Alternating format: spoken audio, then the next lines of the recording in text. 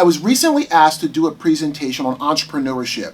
It's just not my style. So I was like, no. And then I said, you know what? I'm willing to do it if you let me talk about hard things. And luckily that organization said, yeah, come on, bring the heat.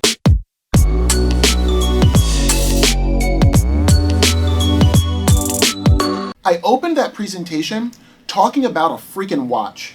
When I was about 26 years old, I got fooled by a financial advisor into investing in an annuity for my 8-year-old niece.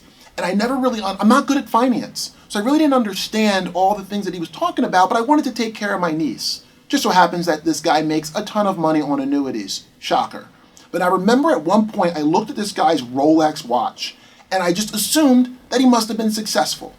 And as a result, I got screwed. But I learned a huge lesson in that moment that has stayed with me the entire time. One of my superpowers, I believe, is that I'm both competitive as hell and always content with where I'm at. And I think very few people can balance those things. And it's the desire to constantly have people liking your shit on Instagram that is leading people to be completely unhappy. So here's some bougie shit for a second. I was on safari years ago with Nora over the holiday break. And I'm talking to this family, this bougie ass family. I'm bougie and I'm sitting around a bunch of other bougie families.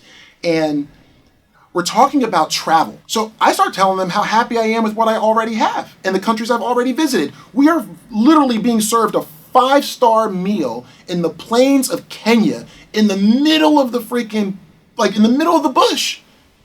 And they're talking about how many new places they still want to go see and all the places me and Nora should go because they gave them a chance to talk about all their travel and how awesome they are. And they looked at me like I had 5 heads when I said, I think I've seen enough.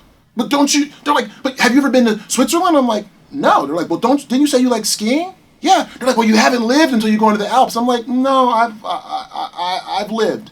Actually, what I'm going to do is appreciate the moment I'm in right now. I'm literally staying at Richard Branson's estate with your bougie asses, and I'm trying to take in how awesome this moment is, and the only thing you can tell me is that I gotta go chase some other new shit and go to more countries.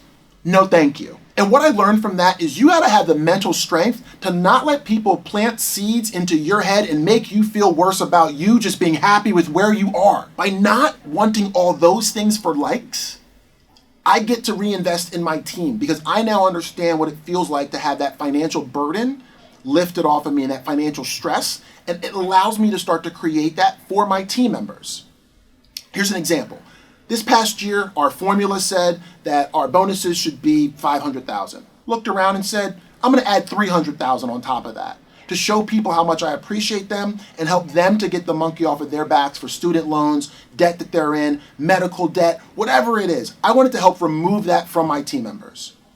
I get more joy from the letters that I got, the thank yous that I got, the stories that people told me about things they were struggling with and how that bonus helped them than any car you would ever like, than any house you would ever like. And I don't need to look Instagram successful because the way that I'm feeling successful these days is by the thank you cards that I get, by the stories that people feel comfortable telling me in my company that make me say that's why I get up and go to work every day. And I don't need those external versions of success to ever feel like I'm being successful, and it's the strongest place to be mentally. Thanks.